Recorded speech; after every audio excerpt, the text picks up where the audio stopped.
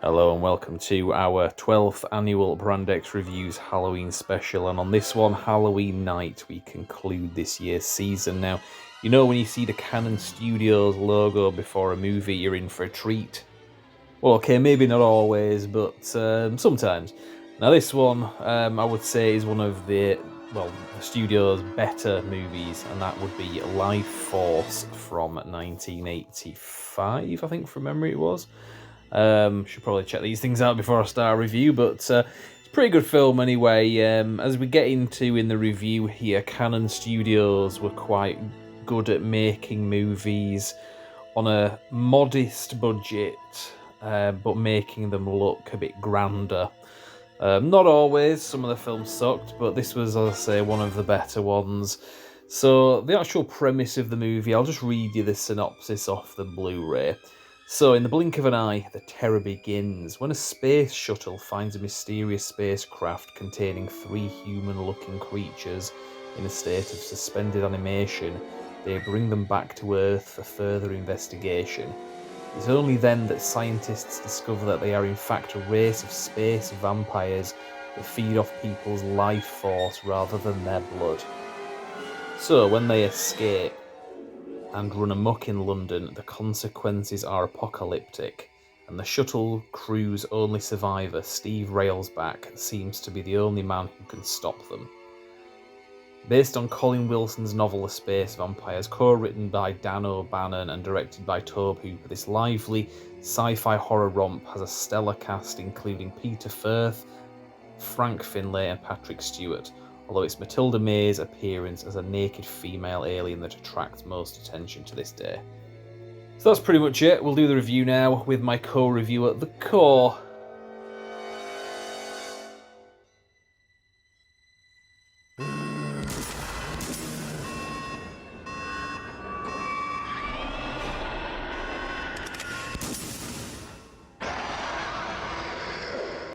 So, happy Halloween to everybody. This one is for Halloween night itself, and we have back The Core. Yes. So, I won't be wearing a MAGA hat like I was in the last review. I was kind of doing that to It's because he's racist and I won't associate with him when he's wearing that. That's exactly what it was. No, there was kind of a story as to why I was doing it. I wasn't just being random. But so this one we're talking about Lifeforce. Yeah, just apologies in advance if I start coughing. Like, I can't really help it. Yeah.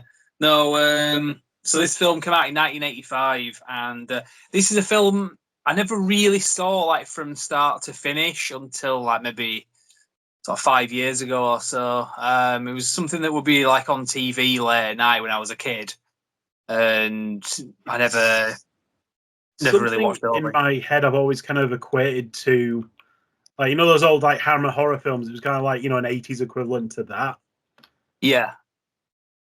Yeah, no, that's a good kind of way of putting it, really, because it was one of these films. Was it done by? I think it was Canon, wasn't it? That did this. Yeah, it was. It was a Canon movie. And to those that either don't know or maybe have forgotten, Canon was a studio that, amongst other things that they used to do that they were famous for, but one thing I would say is a positive, that in a lot of instances, they would make pretty decent films with a very like modest, if not low budget. And sometimes it didn't work, like Spider-Man 4, The Quest for Peace. Pretty terrible, low budget, and it shows. But this film was a low budget film, and if you compare it to other like big sci-fi movies, big epic ones like Star Trek or Star Wars or anything like that, or Krull even, maybe doesn't quite match the kind of production quality. But there's a lot of inventiveness in the sort of storytelling of this and some of the things that happen in it. I mean, it's ironic I decided to cover it now, because I must admit, recently I've seen it show up, like, just randomly. Usually when I'll be doom scrolling through, like, random shit at work to try and pass time, it'll often show up in, like, yes, the, you know, like, really good horror movie you never see, you know, you never heard of, like, oh, cool vampire movies of the 80s that you never see. I've seen it show up in all these 2 or 3, like, completely separate, like, things lately. And I'm like, yep, I've seen that one. Yeah, quite a few channels I follow, like reviewers. I can't remember which ones we've had, but might have been like Critical Drinker or Dave Cullen Show or something like that, maybe, or even Minty Comedic Arts. I don't know. Can't remember which ones, but I have seen it pop up on a few of those. So it's one that's maybe getting a bit more recognition, deservedly so, because I like this film. I think it's pretty good. Yeah, I'm not saying it was definitely Screen Rant, but it was that kind of thing like, oh, 5, really great vampire films, the 80s that you've never heard of kind of lists. You'll see when you're just like scrolling through random web pages.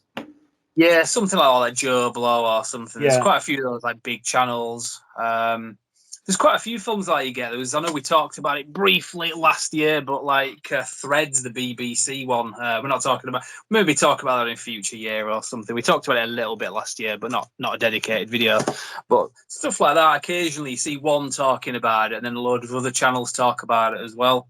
I say these weren't even like so much like videos. These were just like those lists that you get.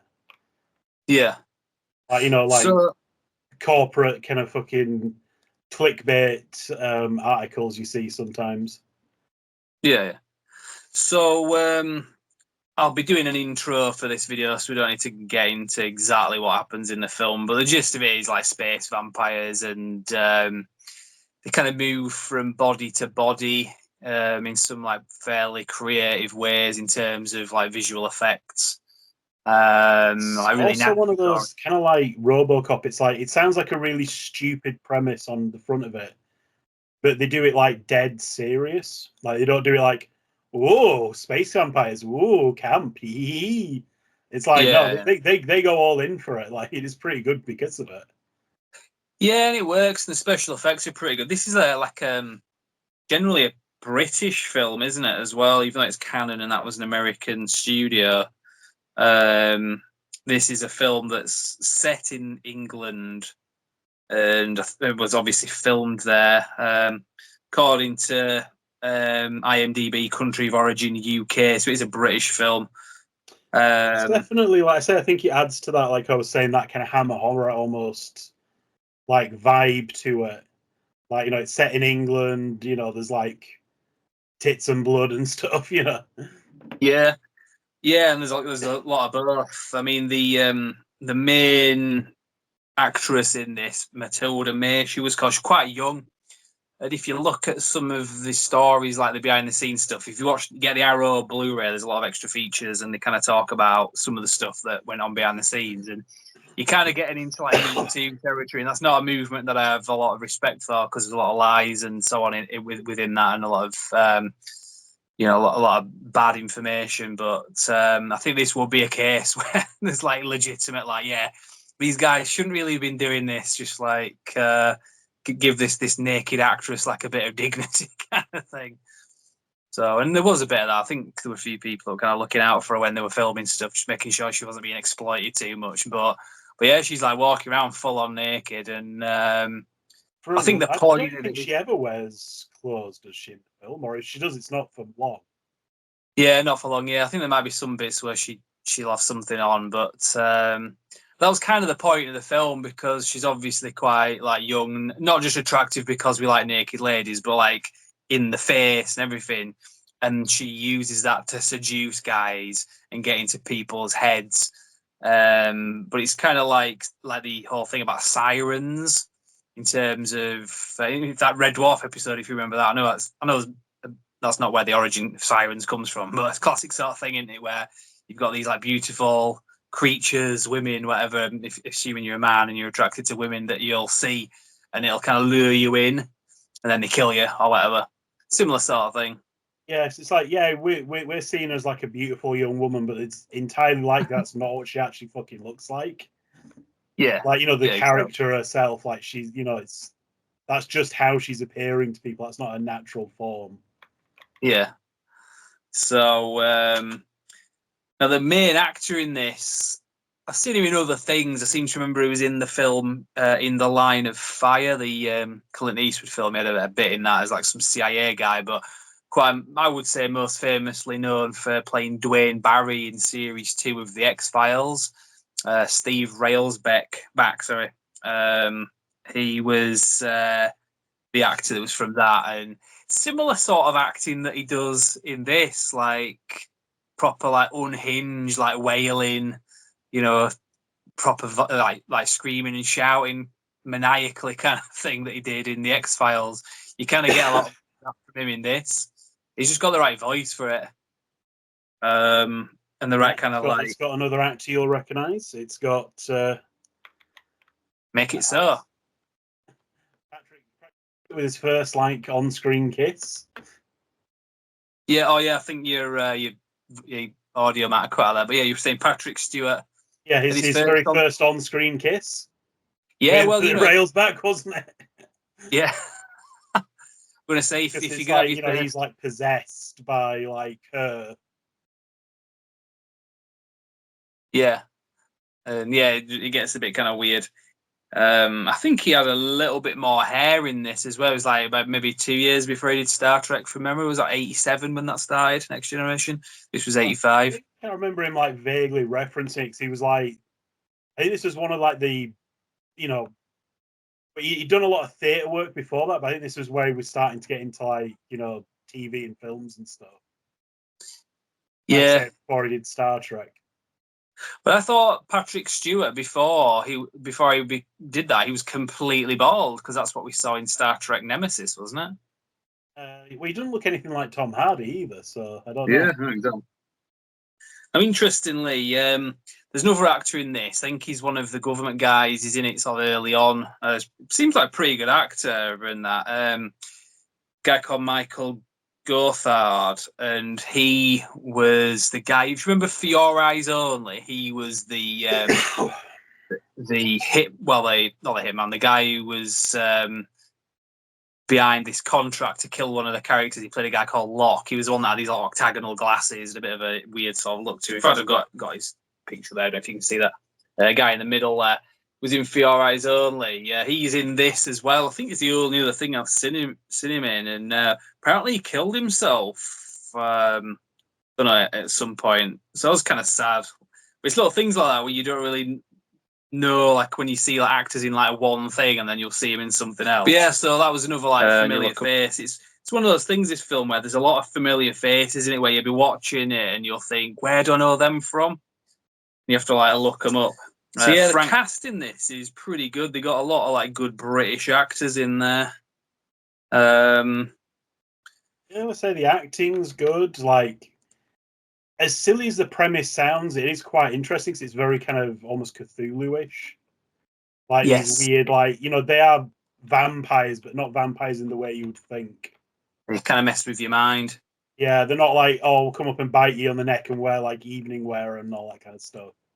They're very different. Yeah, it's just the concept of encountering them is the fate. Possibly a fate worse than death, because you're tormented by just seeing them and encountering them, which I know what you mean about that. Now it was written very kind of apocalyptic by the end. Yeah, pretty much. Yeah. In some ways, it kind of reminds me of Star Trek: The Motion Picture as well. There's like certain bits, like the bit where the space shuttle at the beginning goes into the thing. Sure, the visual effects guy was the guy from that. Yeah, it would make sense, because it's very similar to the bit where they go inside of like Vija in the motion picture Star Trek. Now it was directed by Tobe Hooper, and we can be pretty certain that this was actually directed by him and not Steven Spielberg, because in some of those films that Tobe Hooper did, we're not too sure about that, but this one was definitely him. He did Texas Chainsaw Massacre and Poltergeist, arguably, and done some good stuff, Toby. He also did the pilot episode of Dark Skies 10 years after this, which was one of the best pilot episodes I've seen, which was like, in fact, we did a video about that back in 2013 on this channel. That was like a Halloween special that we did for Dark Skies. So what else? It was written or co-written by Dan O'Bannon, who did the early work on the original Alien film as well. So he does a lot of these kind of like space beast kind of movies, writing. He also worked on Dark Star, which is a bit more satire, but it was John Carpenter's like first proper film.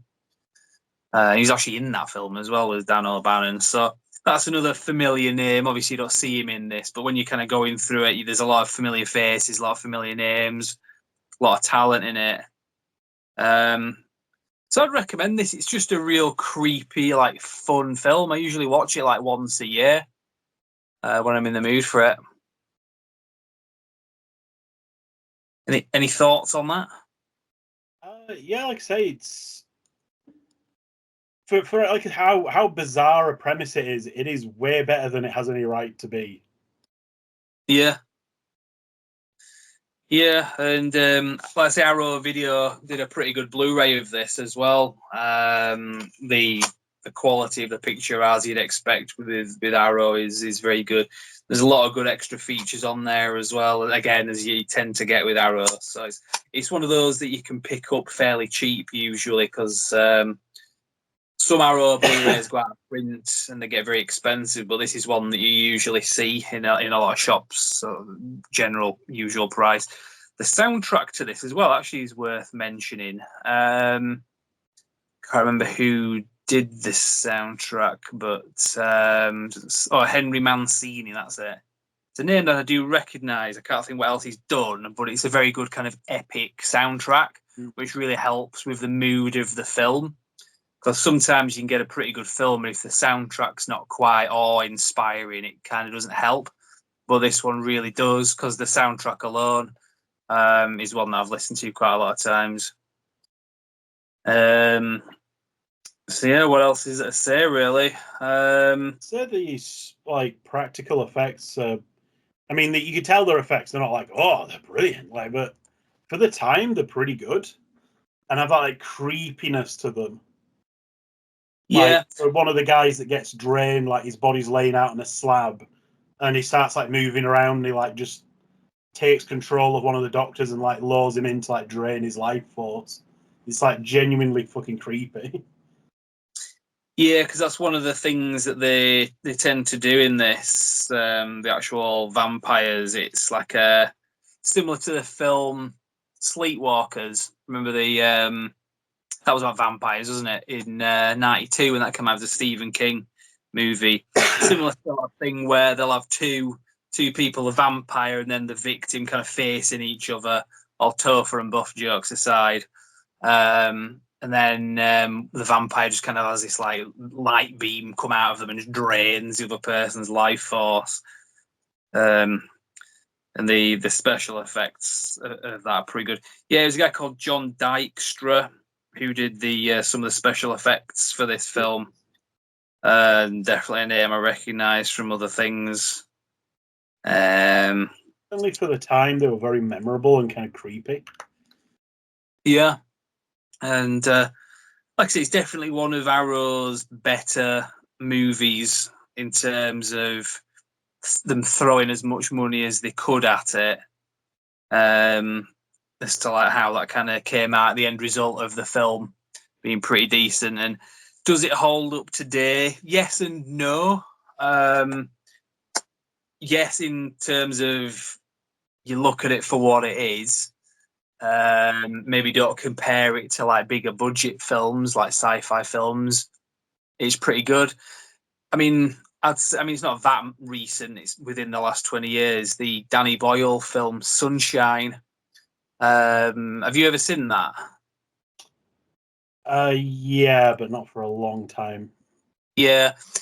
That's a really good film, and I think that will hold up, like no arguments kind of thing, in like another 20 years.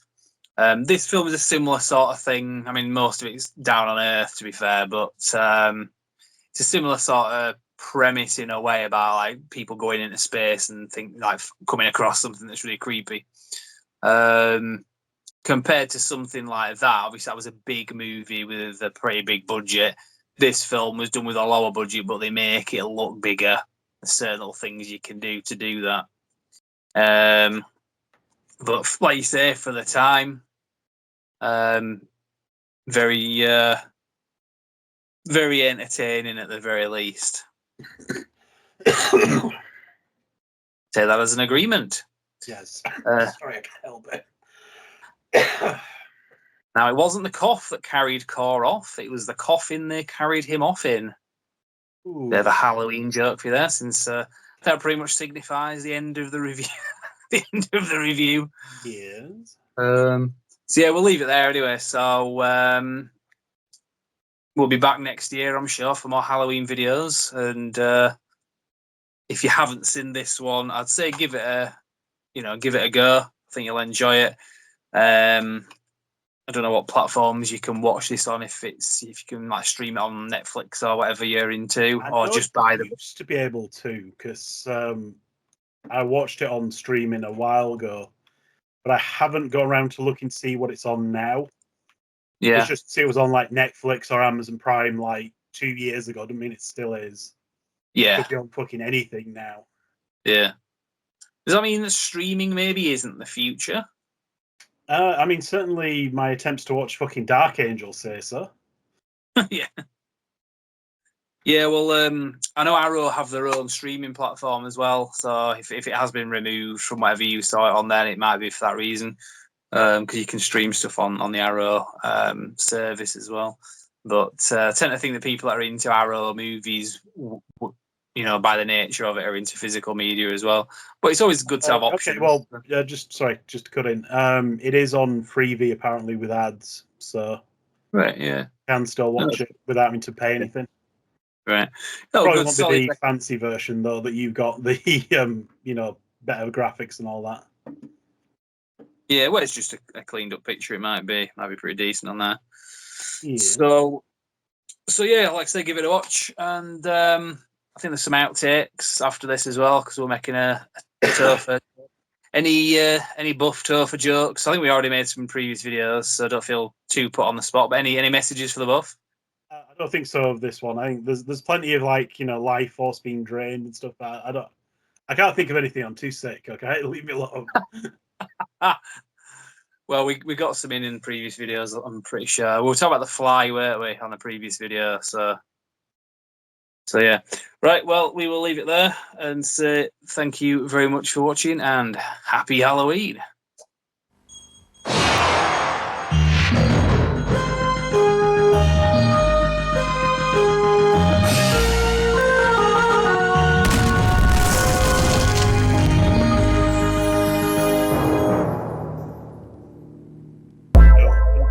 Doing the.